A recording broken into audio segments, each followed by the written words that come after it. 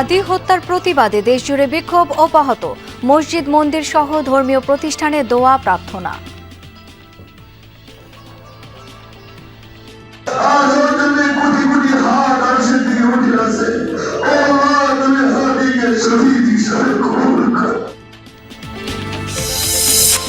ঝালকাঠির নলছিটিতে হাদির গ্রামের বাড়িতে শোকাবহ পরিবেশ। খুনিদের আইনের আওতায় এনে দ্রুত বিচার নিশ্চিতের দাবি স্বজন এলাকাবাসী। আর কোন হাদি যেন আর ঝরে না পড়ে। দেশবাসী মিলে হাদির রেখে যাওয়া বাকি কাজগুলো আমরা যেন সম্পন্ন করতে পারি। হাদির জন্য দোয়া করবেন, আল্লাহ যেন তার ব্যস্ত নসিব করে। বৈধ পথে ইউরোপ নেয়ার স্বপ্ন দেখিয়ে চাঁদপুরের দুই যুবকের সাথে প্রতারণা। লিবিয়ায় জিম্মি করে মুক্তিপণ আদায়, নিঃস্ব অবস্থায় দিন কাটছে ভুক্তভোগীদের। বিদেশের নালে আমাদের সাথে প্রতারণা করা হয়েছে, আমাদের কাছ থেকে টাকা পয়সা নিয়ে আমাদেরকে ওখানে জিম্মি রেখে আমাদেরকে অনেক টর্চার করা হয়েছে। আমার টাকা পয়সা ব্যাক করে আমার ছেলে বাড়িটাই আমার এই আসল। নওগাঁয় বিদ্যুৎ সরবরাহের তার সুরক্ষায় চলছে বৃক্ষ নিধন। প্রকৃতি বিনষ্ট কর্মকাণ্ডে ক্ষুব্ধ সচেতন নাগরিকরা। গাছের মাথা ওয়াপ্তার লোকেরা কাটে দিয়ে গেছে, কিছু গাছ মরে গেছে। আমরা কি করব, কাক বলবো বলো। প্রাকৃতিক দুর্যোগগুলো যেগুলো আসছে সেই দুর্যোগ থেকে আমরা রক্ষা পাবো না।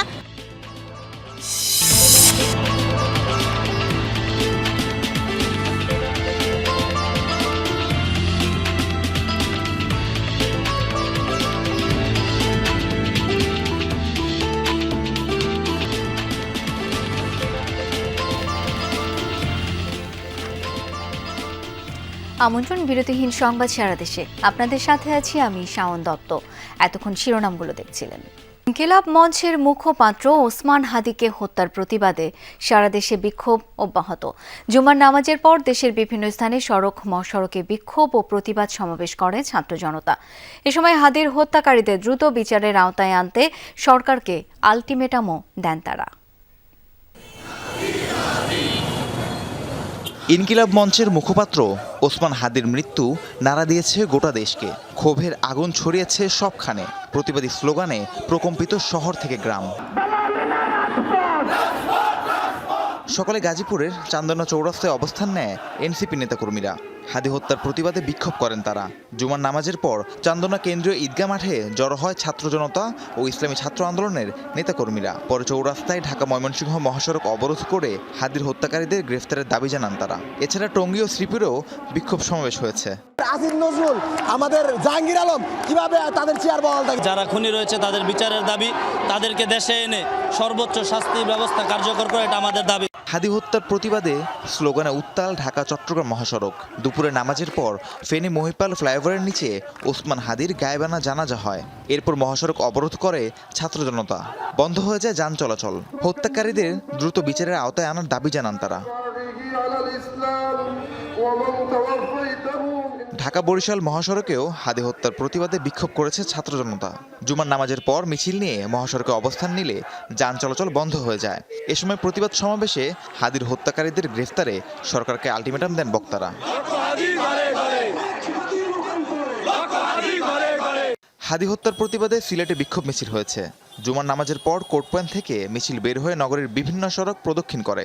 এরপর চৌহাট্টা পয়েন্টে অবস্থান নিয়ে হত্যাকারীদের অবিলম্বে গ্রেফতারের দাবি জানান বিক্ষুব্ধরা।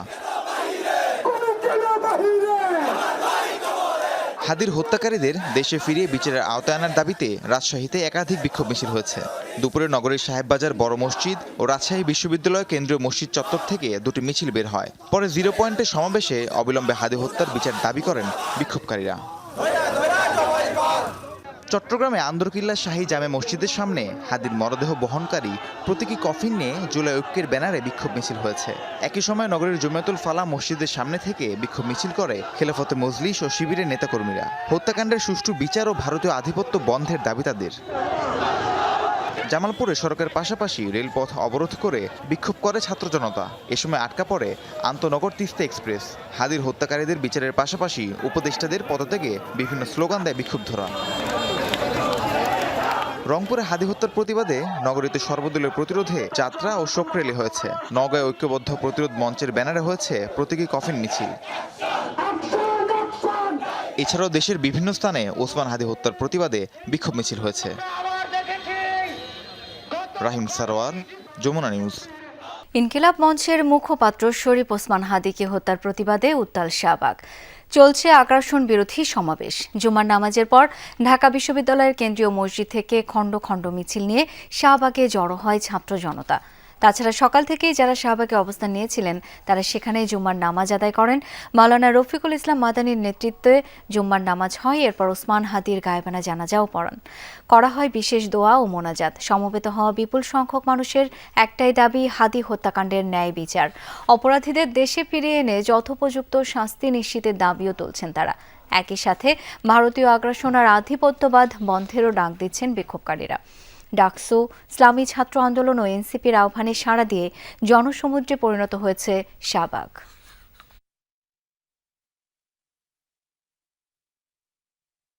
জুলাই কিন্তু দমে যায়নি, আপনারা ভুল করবেন না। চেয়ারে বসে গেছেন মানে ইটস ফুল অ্যান্ড ফাইনাল। আপনাদের আজকে হোক কালকে হোক নির্বাচন দিয়ে চলে যেতে হবে। তারপরে আপনাদের কি হবে বা এখনো আপনাদের কি হবে? এখনো কিন্তু আপনারা আইন শৃঙ্খলা পরিস্থিতি ভালো করতে পারেন না। অর্থাৎ জুলাই বিপ্লবীরা যদি নেমে আসে তাহলে আমি বলবো হুইপড আউট হয়ে যাবেন আপনারা। দর্শক, এ পর্যায়ে সহকর্মীদের কাছ থেকে জেনে নেব আগ্রাসন বিরোধী সমাবেশের আরও তথ্য। শুরুতে শাহবাগ এলাকায় রয়েছেন সহকর্মী আরিফুর রহমান সবুজ। যাচ্ছি তার কাছে। সবুজ, এই মুহূর্তে সমাবেশে কি কর্মসূচি চলছে?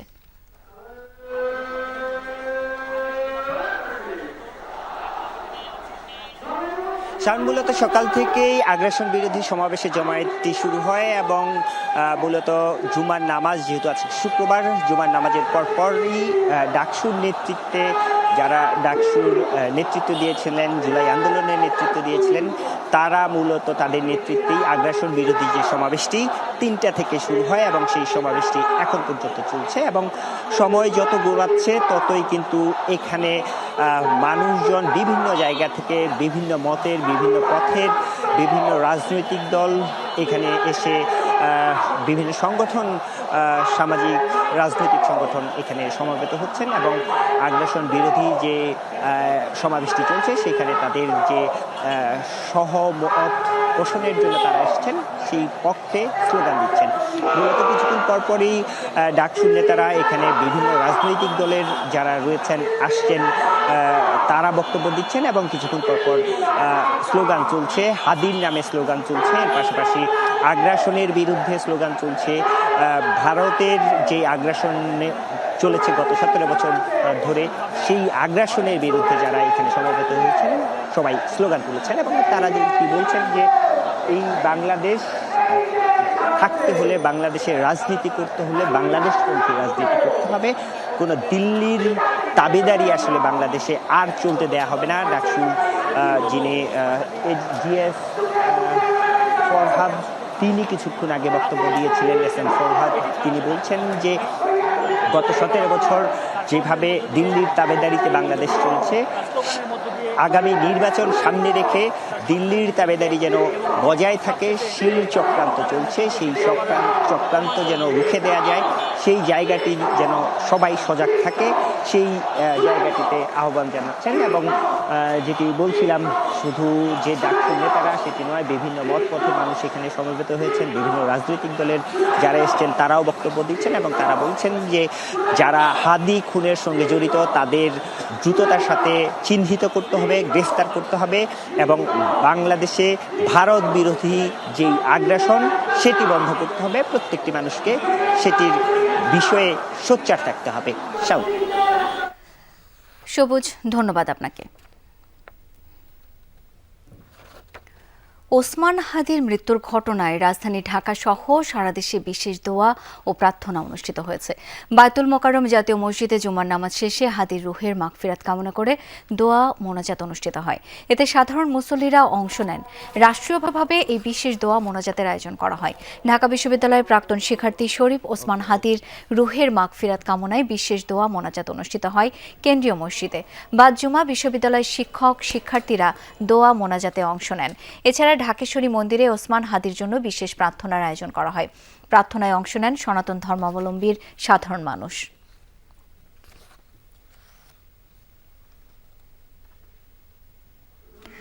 ইনকিলাব মঞ্চের মুখপাত্র শরীফ ওসমান হাদির আত্মার মাগফিরাত কামনায় দেশের বিভিন্ন মসজিদে বিশেষ দোয়া অনুষ্ঠিত হয়েছে।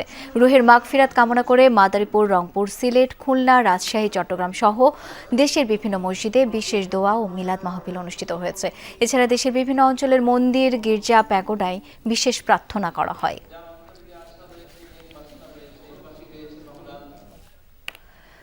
সিঙ্গাপুর থেকে ইনকিলাব মঞ্চের মুখপাত্র শরীফ ওসমান হাদির মরদেহ নিয়ে ঢাকার পথে রওনা দিয়েছে বিমান বাংলাদেশ এয়ারলাইন্সের ফ্লাইট BG585।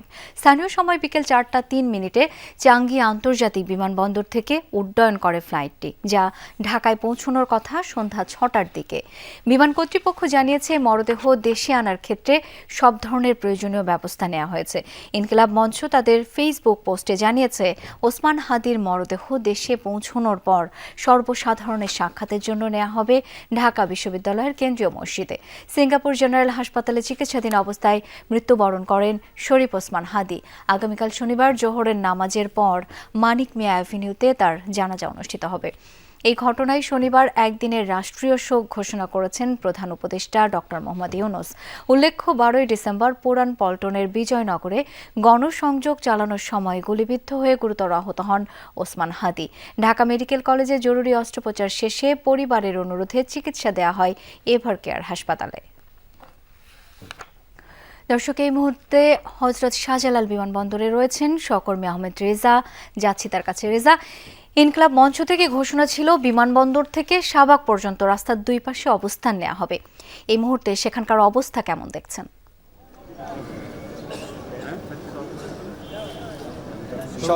এখানকার অবস্থা আসলে একটা বড় ধরনের নিরাপত্তা বলয়, কয়েক স্তরের নিরাপত্তা বলয় এখানে আসলে তৈরি করা হয়েছে, যেখানে আসলে বলছিলাম, আমি এর আগেও জানাচ্ছিলাম, যেখানে বাংলাদেশ সেনাবাহিনীর সদস্যরা, র্যাব, পুলিশ, APBN এবং বাংলাদেশ বিমান বাহিনীর সদস্যরা কিন্তু রয়েছেন। ফলে পুরো জায়গাটিতে আসলে আলাদা একটা নিরাপত্তা বলয়, নিরাপত্তা বেষ্টনী তৈরি করা হয়েছে। আমরা যেটি শুনছিলাম যে এই ঠিক বিমানবন্দর থেকে হাদির ভক্ত সমর্থকরা বা তার অনুসারীরা তারা হয়তো একটি আলাদাভাবে এখানে অবস্থান নেবেন, যে এখান থেকে ঠিক শাহবাগ যাওয়া পর্যন্ত পুরো সময়টিতে। সেই কার্যক্রমের খানিকটা আমরা এখন পর্যন্ত দৃশ্যমান হয়নি, তবে অনেকেই এসেছেন বিমানবন্দরের 8 নম্বর গেটে, মূলত কার্গো গেটে যেটি বলা হয়, সেই গেটে এসেছেন। অনেকেই অপেক্ষমান অবস্থায় রয়েছেন এবং আপনি যেটি বলছিলেন, এখন ঠিক 50 মিনিটেরও অল্প একটু বেশি সময়, অর্থাৎ 1 ঘন্টারও বেশি কম সময় রয়েছে মূলত হযরত শাহজালাল আন্তর্জাতিক বিমানবন্দরে শরীফ ওসমান হাদিকে বহনকারী, তার মরদেহ বহনকারী যেই বিমানটি, বাংলাদেশ বিমানের আপনি যেটি জানাচ্ছিলেন 585 যেই বিমানটি, সেটি আসলে এখানে এসে পৌঁছাতে, এবং সেটি পৌঁছানোর পরে এখানে বেশ কিছু আনুষ্ঠানিকতা রয়েছে। এবং এই মুহূর্তে আমরা যেটি দেখতে পাচ্ছি শাওন, সেটি হচ্ছে যে বাংলাদেশ বিমানের সেই এয়ারলাইন্সটি, অর্থাৎ 585 বিমানের এটি এই মুহূর্তে মিয়ানমারের আকাশে, অর্থাৎ ইয়াঙ্গুন ছেড়ে আরও বেশ খানিকটা দূরে অবস্থান করছে, অর্থাৎ মিয়ানমারের আকাশে তারা অবস্থান করছে, এবং এটি ঠিক চট্টগ্রামের অংশ থেকে বাংলাদেশের আকাশ সীমায় প্রবেশ করবে এবং তারপর পরই এখানে এসে পৌঁছাবে। ফলে সেটি আসতে এখনও নির্ধারিত সময় রয়েছে 6টা 5, অর্থাৎ 50 মিনিটের মতো সময় রয়েছে এখন পর্যন্ত, এবং এর পরপরই কিন্তু এখানে এসে মরদেহ তাকে বহনকারী যে বিমানটি, সেটি এসে পৌঁছাবে, এবং সেটি পৌঁছানোর পরে এখানে বেশ কিছু আনুষ্ঠানিকতা রয়েছে। ইতিমধ্যে আমরা জানতে পেরেছি বাংলাদেশ সেনাবাহিনী থেকে শুরু করে সরকারের বেশ কয়েকজন নীতি নির্ধারণী পর্যায়ে যারা রয়েছেন, তারা আসলে সেখানে অবস্থান করবেন, অর্থাৎ শরীফ ওসমান হাদির মরদেহ তারা আসলে রিসিভ করবেন, এবং যদি তার পরিবারের এখানে কেউ আসেন, অন্যান্য কেউ আসেন, তাদেরকে রিসিভ করবার জন্য একটি আলাদা ধরনের আনুষ্ঠানিকতাও কিন্তু ইতিমধ্যে নেওয়া হয়েছে। ফলে অপেক্ষা করতে হবে, আর অল্প কিছুক্ষণ বাদে, অর্থাৎ ঘণ্টাখানেকেরও কম সময়ের পরে হয়তো শরীফ ওসমান হাদিকে বহনকারী যে বাংলাদেশ বিমানের এয়ারলাইন্সটি, সেটি এসে পৌঁছবে। তৎক্ষণাৎ আমরা নিশ্চয়ই আপনাদেরকে সবশেষ হালনাগাদ তথ্যগুলো জানিয়ে দিতে পারবো। নিশ্চয়ই, অনেক ধন্যবাদ আপনাকে। ইনকিলাব মঞ্চের মুখপাত্র শরীফ ওসমান হাদির মৃত্যুতে শোকের ছায়া নেমে এসেছে নিজ গ্রাম ঝালকাঠির নলছিটিতে। গত রাত থেকে শহীদ ওসমান হাদির শোকাহত পরিবারকে সমবেদনা জানাতে ভিড় করছেন অসংখ্য মানুষ। সবার একটাই দাবি, দ্রুত সময়ের মধ্যে ওসমান হাদির হত্যাকারীদের বিচারের আওতায় আনতে হবে। একই সাথে হাদির মরদেহ শেষবারের জন্য নলছিটিতে দেয়ার দাবি গ্রামবাসীর। যত গুল্লি খাইয়ে যত কষ্ট না পাইছি আমার হাতে মরণে আমি এর চেয়ে বেশি কষ্ট পেয়েছি। 6 ভাই বোনের মধ্যে সবার ছোট শরীফ ওসমান হাদি। শিক্ষক বাবার সন্তান ওসমান হাদি ছোটবেলা থেকেই ছিলেন প্রতিবাদী। জুলাই বিপ্লবের পর ইনকিলাব মঞ্চের মুখপাত্র ওসমান হাদি হয়ে ওঠেন প্রতিবাদের কণ্ঠস্বর, অনেক তরুণের রাজনীতির অনুপ্রেরণা। সব কিছু মিলিয়ে সবসময় মনে হয়েছে, সেটা জেলা পর্যায়ে কি ঢাকা, সব জায়গায় মনে হয়েছে ওর মধ্যে যে বক্তৃতা, তুমুল বিপ্লবী একটা মন আছে ওর মধ্যে। ও সবসময় একটা রেভলিউশন করতে চাই। ওর আব্বা ভালো মানুষ ছিল, ওরা সবাই ভালো। ওর বড় ভাই প্রিন্সিপাল, ওর মেজো ভাই ওমার তো ওর সাথী ছিল। তার পরামর্শে তাকে আইডল মেনে রাজপথে আসা। গুলিবিদ্ধ হওয়ার পর দল, মত, ধর্ম, বর্ণ নির্বিশেষে সবার প্রার্থনা ছিল সবার মাঝে ফিরে আসুক হাদি, থেমে না যাক প্রতিবাদী এই কণ্ঠ। কিন্তু সবাইকে কাঁদিয়ে না ফেরার দেশে বিপ্লবী ওসমান হাদি। মৃত্যুর খবরের পরপরই শোকাহত মানুষের ঢল নামে তার গ্রামের বাড়িতে। শরীফ হাদি যে বক্তব্যগুলো দিয়ে গিয়েছে, এটা আমাদের দেশের বা ভবিষ্যৎ প্রজন্মের জন্য একটি মেসেজ। আমাদের কথা হচ্ছে জুলাই বিপ্লবে যারা স্টেক হোল্ডার আছে তাদেরকে যেন আর হামলা হত্যা না করতে পারে, সেজন্য সরকারের কাছে বিনীত অনুরোধ। এক হাদিরে যদি মৃত্যু করে যদি বোঝে স্বৈরাচাররা যে ভালো হয়েছে, না, এটা ভুল। হাদির মরদেহ বুঝে নিতে দুপুরে গ্রামের বাড়িতে থাকা বোন আর ভগ্নিপতি রওনা হন ঢাকার উদ্দেশ্যে। গ্রামবাসীর দাবি, একটিবারের জন্য হলেও ওসমান হাদির মরদেহ নেওয়া হোক নলছিটিতে। গণমানুষের দাবি, হাদি ভাইয়ের জানাজা আমাদের ঐতিহ্যবাহী চায়না মাঠে আমরা সবাই মিলে অংশগ্রহণ করব। জুমার নামাজের পর প্রতিবাদ মিছিল করেছে স্থানীয়রা। বিক্ষোভ সমাবেশ থেকে হাদি হত্যার দৃষ্টান্তমূলক বিচারের দাবি জানানো হয়। ওর কোনো অপরাধ ছিল না, ওকে যেভাবে অন্যায়ভাবে হত্যা করা হয়েছে, আমরা দৃষ্টান্তমূলক শাস্তি আমরা দেখতে চাই। আমরা চাই এর সুষ্ঠু বিচার হোক, আল্লাহ তাআলা তাকে জান্নাতবাসী করুক। কাউসার হোসেন, যমুনা নিউজ, ঝালকাঠি। অনাকাঙ্ক্ষিত পরিস্থিতি এড়াতে রাজশাহীতে বাড়ানো হয়েছে ভারতীয় সহকারী হাই কমিশনের নিরাপত্তা ব্যবস্থা। বৃহস্পতিবার রাত থেকেই বাড়তি পুলিশ মোতায়েন করা হয়েছে সেখানে। শুক্রবার সকালে রাজশাহী মহানগর পুলিশের উপকমিশনার পদ্মা আবাসিক এলাকায় অবস্থিত ভারতীয় সহকারী হাই কমিশনার অফিসের নিরাপত্তা ব্যবস্থা তদারকি করেন। এ সময় সেখানে গোয়েন্দা পুলিশেরও উপস্থিতি ছিল। কর্মকর্তারা জানান, ভারতীয় সহকারী হাই কমিশনের নিরাপত্তা নিশ্চিতে সতর্ক অবস্থায় রয়েছে আইনশৃঙ্খলা বাহিনী। গাজীপুরের পুবাইলে একটি কারখানায় আগুন লেগেছে। নিয়ন্ত্রণে কাজ করছে ফায়ার সার্ভিসের 5টি ইউনিট। দর্শক, ঘটনাস্থলে রয়েছেন সহকর্মী পলাশ প্রধান। যাচ্ছি তার কাছে। পলাশ, আগুনের তীব্রতা কেমন? আগুন লাগার কারণ সম্পর্কে ফায়ার সার্ভিস কি বলছে? শাওন, আসলে অগ্নিকাণ্ড কী কারণে ঘটেছে এটি এখনও ফায়ার সার্ভিস বলতে পারছে না। তবে 3টা থেকে লাগা আগুন এখন পর্যন্ত টঙ্গী, গাজীপুর সদস্য মোট 60টি ইউনিট চেষ্টা চালিয়ে যাচ্ছে। এখনও কিন্তু আসলে নিয়ন্ত্রণ করতে পারছে না। কিন্তু ভিতরের যে পরিস্থিতি সেটি স্থানীয়রা যেটি বলছে যে 3টার পর থেকে এখন পর্যন্ত যে পরিমাণের আসলে আগুনের পরিমাণ, অর্থাৎ তারা স্থানীয়রা বিভিন্ন ডোবা থেকে আগুন নিবানোর জন্য বিভিন্নভাবে চেষ্টা করেছিল। তবে এখন পর্যন্ত বলা চলে যে পাশের যে কারখানা বা বসতবাড়ি রয়েছে সেখানে আসলে যাওয়ার সুযোগ নেই। তবে ভিতরে ফায়ার সার্ভিসের 60টি ইউনিট একযোগে কাজ করে যাচ্ছে, সেটি কিন্তু আসলে আমরা দূর থেকে দেখছি। তবে এখানে যে স্থানীয় যে বলছিল যে এটি একটি আসলে হচ্ছে পলি এবং বিভিন্ন বিষয়, এখানে একটি গোডাউন এবং পাশে একটি কারখানা রয়েছে। সেই কারখানাতেই মূলত এই কাজ চলছিল। আজকে দুপুরে হঠাৎ করে আগুনের সূত্র দেখে, অর্থাৎ আগুন দেখে স্থানীয়রা ফায়ার সার্ভিসকে খবর দিলে টঙ্গী থেকে 3টি এবং গাজীপুর সদর থেকে সহ এবং রাজধানী উত্তরা থেকে মোট 60টি ইউনিটে একযোগে কাজ করে যাচ্ছে। পলাশ, ধন্যবাদ আপনাকে। ময়মনসিংহের ভালুকায় গণপিটুনিতে একজন নিহতের ঘটনায় এখনও মামলা হয়নি। মরদেহ ময়নাতদন্তের জন্য রাখা হয়েছে হাসপাতালের মর্গে।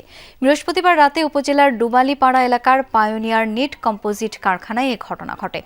এরপরই বিক্ষুব্ধ জনতা নিহতের মরদেহ ঢাকা ময়মনসিংহ মহাসড়কে নিয়ে আগুন দেওয়ার চেষ্টা করে। এতে সড়কের উভয় পাশে যান চলাচল বন্ধ হয়ে যায়। পুলিশ জানায়, নিহত দীপু চন্দ্র দাসের বিরুদ্ধে ধর্ম অবমাননার অভিযোগ ছিল। বিষয়টি জানাজানি হলে এলাকায় উত্তেজনা ছড়িয়ে পড়ে। গণপিটুনির এক পর্যায়ে গুরুতর আহত অবস্থায় প্রাণ হারান দীপু। নিহত পায়োনিয়ার নিট কম্পোজিট কারখানার শ্রমিক ছিলেন। খুলনায় দুর্বৃত্তদের গুলিতে সাংবাদিক নিহতের ঘটনায় এখনও মামলা হয়নি, আটকও হয়নি কেউ। নিহত ইমদাদুল হক মিলন খুলনার একটি আঞ্চলিক পত্রিকার স্থানীয় প্রতিনিধি ছিলেন।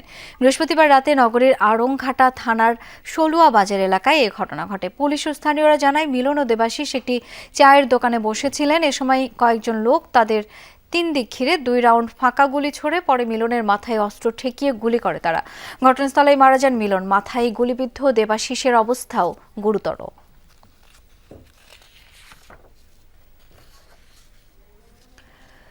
রাজবাড়ী ও ফরিদপুরে 2 নারীকে হত্যা করা হয়েছে। রাজবাড়ীতে সোরাইয়া নামে 4 মাসের অন্তঃসত্ত্বা এক নারীকে গলা কেটে হত্যা করে দুর্বৃত্তরা। ভোরে শহীদ ওহাব ইউনিয়নের ধুলদি জয়পুর গ্রামে এই ঘটনা। স্বজনরা জানায়, ভোরে সোরাইয়া ঘুম থেকে উঠে তার শাশুড়ির সাথে ফজরের নামাজ পড়েন। পরে তার শাশুড়ি প্রতিদিনের মতো হাঁটতে বের হন। বাড়ি ফিরে খড়ি রাখার ঘরে সোরাইয়ার রক্তাক্ত মরদেহ দেখতে পান তিনি। এ সময় বাড়ির অন্য সদস্য ঘুমিয়েছিলেন। খবর পেয়ে মরদেহ উদ্ধার করে ময়নাতদন্তের জন্য হাসপাতালে পাঠায় পুলিশ।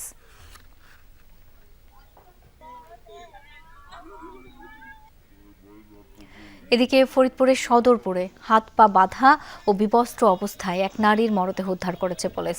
সকালে রাস্তার পাশে অজ্ঞাত পরিচয় ওই নারীর মরদেহ দেখতে পেয়ে 999-এ ফোন দেয় স্থানীয়রা। নিহতের পরিচয় শনাক্তের চেষ্টা চলছে বলে জানিয়েছে পুলিশ। ময়নাতদন্তের জন্য মরদেহ রাখা হয়েছে ফরিদপুর মেডিকেলের মর্গে। বৈধ পথে ইউরোপের দেশ গ্রিস যেতে বাড়ি ছেড়েছিলেন চাঁদপুরের 2 যুবক জাকির হোসেন ও নূর মোহাম্মদ সম্রাট।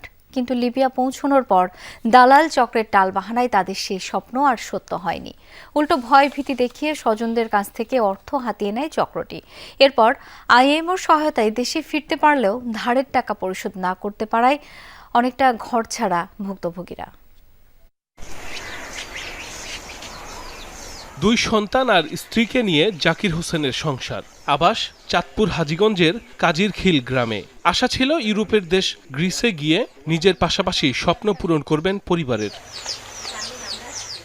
ধার দেনা করে চলতি বছরের 11 জুলাই প্রতিবেশী দালাল শরীফুদ্দিনের মাধ্যমে বৈধভাবে বাড়ি ছাড়েন জাকির। যাত্রায় তার সঙ্গী হয় একই উপজেলার সেন্দ্রা গ্রামের নূর মোহাম্মদ সম্রাট।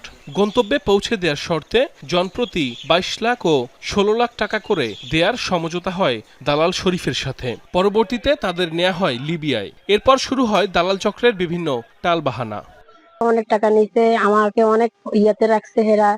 এরপর আমরা অনেক কষ্ট পাইছি। আমার স্বামীর খোঁজ খবর পাই নাই, কিছু না। এরা বলছে এরা ঠিক মতো আছে, যাবে, এই যাবে, এখন যাবে, কাল যাবে, পরশু যাবে, এভাবে আমাকে অনেক বলছে। আমার টাকা পয়সা দেখ পরে আমার ছেলে বাড়িটাই আমার এই আসল, আর কিছু চাই না।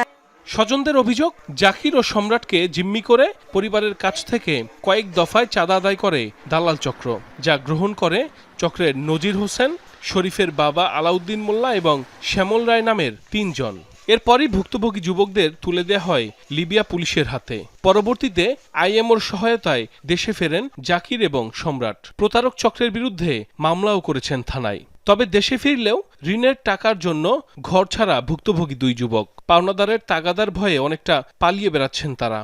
বিদেশের নালে আমাদের সাথে প্রতারণা করা হয়েছে। আমাদের কাছ থেকে টাকা পয়সা নিয়ে আমাদেরকে ওখানে জিম্মি রেখে আমাদেরকে অনেক টর্চার করা হয়েছে, যার কারণে এটার প্রভাব আমার ফ্যামিলির উপরে পড়ছে এবং আমরা এখন অনেক ক্ষতিগ্রস্তের মুখে পড়ে গেছি। পুরো নিঃস্ব হয়ে গেছি। এখন আমরা সরকারের প্রতি আকুল আবেদন, আমরা যেন টাকাগুলো পাই, আমরা যেন সুন্দর মতো বাড়িতে দেশে তুলতে পারি। আর আমাদেরকে যে নিচে শরীফ, ওনার কঠোর ব্যবস্থা নেওয়া হোক আইনগতভাবে, আর আমাদের টাকাগুলো যেন ফিরিয়ে দেয়। এদিকে বিদেশে উচ্চ বেতনের চাকরির লোভ দেখিয়ে প্রতারণার অভিযোগে ঢাকা থেকে মানব পাচার চক্রের সদস্য নজির হোসেনকে গ্রেফতার করেছে সিআইডি পুলিশ। তারা আটক করে আমরা জেলা হাজতে পাঠাইছি। এখন আবার চাঁদপুরের মামলাটায় আবার ওই মামলায় সোনের দেখাইতে হবে, ওটাও আবেদন দিয়েছে অলরেডি। বিজ্ঞ আদালত ওইটার আবেদন অ্যাকসেপ্ট করে সোনের পাঠাইছে কেরানীগঞ্জ। আসামি কি মানে জেলা হাজতে আসে না জামিন হয়ে গেছে এই বিষয়টা এখনো ক্লিয়ার না। সাইফ আহমেদ, যমুনা নিউজ। নওগাঁয় বিদ্যুৎ সরবরাহের তার সুরক্ষায় চলছে বৃক্ষনিধন। প্রকৃতি বিনষ্ট করা কর্মকাণ্ডে ক্ষুব্ধ সচেতন নাগরিকরা। অন্যদিকে আইন অমান্য করে গাছ নষ্ট করেছে বিদ্যুৎ বিভাগ, অভিযোগ সড়ক জনপথের। নওগাঁ বাইপাস সড়কে এভাবেই প্রায় 750 তাল গাছের মাথা কেটে ফেলা হয়েছে। কুঠারের আঘাতে মরে গেছে অনেক গাছ। প্রকৃতির ভারসাম্য রক্ষায় প্রায় 3 কিলোমিটার জুড়ে সড়কের দুপাশে গাছগুলো রোপণ করা হয়েছিল 2 যুগ আগে। বৈদ্যুতিক তার রক্ষা করতে একপাশের গাছ উজাড় হয়ে যাচ্ছে। এমন কর্মকাণ্ডকে কাণ্ডজ্ঞানহীন বলছেন স্থানীয়রা। প্রতিটা থম্বা তাল গাছের উপর দেই, তাল গাছে একটু কেন ডাল ছাড়লেই কেটে দেওয়া হচ্ছে, ডাল ছাড়লেই কেটে দেওয়া হচ্ছে। এই কারণে তাল গাছগুলো ধ্বংস হয়ে গেল সবগুলা। গাছের মাথা লোকেরা কাটে দিয়ে গেছে, কিছু গাছ মরে গেছে, আবার কিছু গাছ নিয়ে আছে। মন্দ তো চাই আমরা আমরা কয় কি করব, কাক বলবো বলে। নওগাঁ রাজশাহী মহাসড়কের পাশেও নির্মমতার শিকার বিভিন্ন প্রজাতির হাজারো গাছ। কারণে অকারণে এভাবে গাছ নিধন করায় উদ্বিগ্ন সচেতন নাগরিকরা। এমন কর্মকাণ্ড বন্ধে দিচ্ছেন জোর তাগিদ।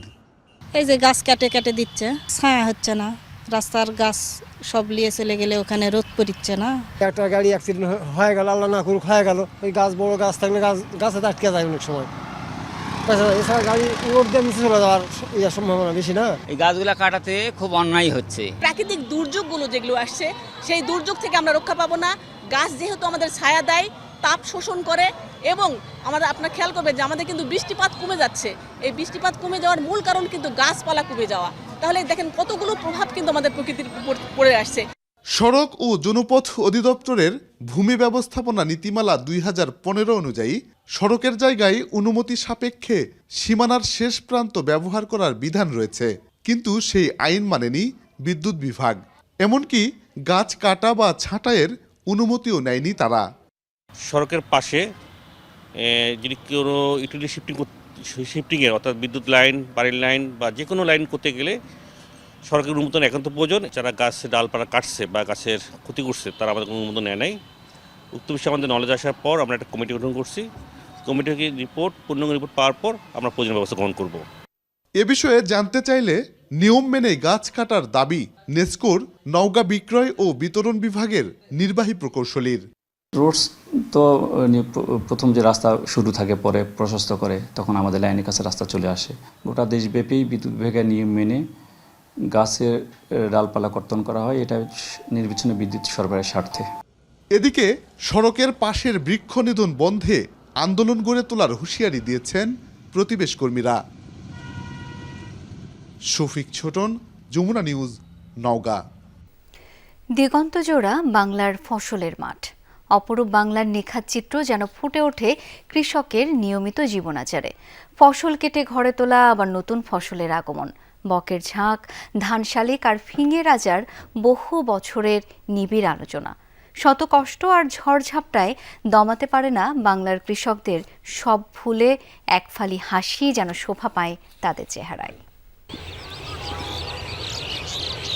কুমারখালী উপজেলার নন্দলালপুর মাঠের চিত্র। দুপুর গড়িয়ে বিকেলের লাল সূর্যের আভা পড়েছে বাংলার বুক চিরে। ধানের গোছায় ভালো মন্দ হলেও মুখে যেন অমলিন হাসি। সে আনন্দ, ফসল ভালো হলে পারে আনন্দ, আর মন্দা হলে আর কি কষ্ট। এক সপ্তাহ আগে কাটছি, এখন শুকায় গেছে, যতটুকু পাচ্ছি এখন বাই দিয়ে বাড়ি নিয়ে যাব। পড়ন্ত বিকেলে কেউ ঘাস কেটে ফিরছেন, গ্রামের পাশেই ফসলের ক্ষেত। একা কৃষকের কষ্ট কমাতে কৃষানির এগিয়ে আসা, পরম যত্নে ফসল ফলিয়ে ঘরে তোলায় যেন এক ফালে আনন্দ। সকালে খেয়ে দেয় বাড়তে পারায় লাগতে আছি। বাড়িওয়ালা একা একা এসে কষ্ট করবে না, সেজন্য আমি এই জায়গায় পানি দিতে এসেছি। ঋতু পরিবর্তনে বদলে যায় বাংলার প্রকৃতি। শুকনো মাটিতে কলমি ফুলের দোলা, আর বিলের ধারে কচুরি পানার ফুলের দোলা। শত কষ্টের মাঝেও যেন এখানেই সুখের ছোঁয়া চাষিদের। একবারে পাই ধরেন বেশি 2-1 মন করে পাই, 2-4-5 মন পিস পাবো না, ধরেন একবারে তোলমন ব্যাস ফোনে খুব আনন্দ। নতুন চাষের জমিতে সাদা বকের আহার, ফসলের খেতে ফিঙে রাজা আর ধান শালিকের আনাগোনা, পড়ন্ত সূর্যের লাল আভা যেন বলে যায় নতুন সকালের গল্প। বাংলার ঋতুরাজ আর অপরূপ প্রকৃতির বুক চিরে কৃষকের ছন্দমালা পৃথিবীর মাঝে করেছে সব থেকে আলাদা। মাটির গন্ধ আর ফসলের গন্ধ মিলেমিশে একাকার। এই গন্ধ তারাই ভালোমতো উপলব্ধি করতে পারেন যারা বছরের পর বছর ধরে এই মাটির সঙ্গে মিশে আছেন। এই মাটির সঙ্গে যাদের ঘাম এবং যাদের কষ্ট, যাদের প্রচেষ্টা ভালো ফসল ফলানো। বাংলার কৃষকেরা তারা দিনের পর দিন নিজেদের ঘামকে এই মাটির সঙ্গে মিশিয়ে ফসল ফলান এবং যত কষ্ট সেই সব কষ্টগুলোকে তারা বিলীন করে দেন নতুন ফসল বা ভালো ফলনের আনন্দে। রুহুল আমিন বাবু, যমুনা নিউজ, কুষ্টিয়া।